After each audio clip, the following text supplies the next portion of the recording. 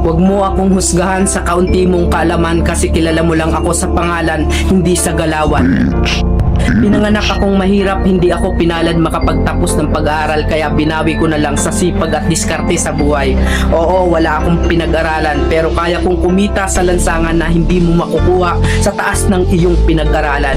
Bago mo ako husgahan, daanan mo muna lahat ng napagdaanan ko para malaman mo kung sino at bakit ako ganito.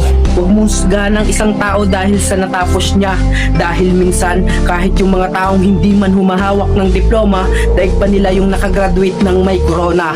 Bawat tao may kanya-kanyang kwento sa buhay, kaya bago mo sila husgahan, alamin mo muna ang kanilang pagkatao at tingnan mo muna ang sarili mo. Baka malala ka pa sa tinitira mo.